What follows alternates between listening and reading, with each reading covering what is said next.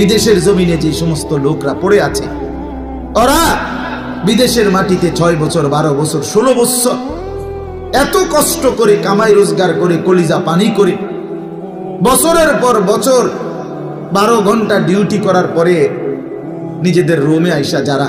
কোনোদিন মাকে দেখে না, বোনকে দেখে না, স্ত্রীকে দেখে না, ছেলে মেয়েকে দেখে না, সে মানুষটা কি পরিমাণ কলিজাটা পাথর বাইন্দা কয়টা টাকার জন্য, বউ বাচ্চার সন্তানদের জীবন গঠনের জন্য এই টাকার আশায় বিদেশের জমিনে দিনের পর দিন রাতের পর রাত পড়ে থাকে।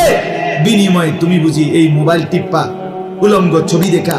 এই টাকাগুলো নষ্ট করে দিবা, এই জিন্দিগি নষ্ট করে দিবা, এই আশা?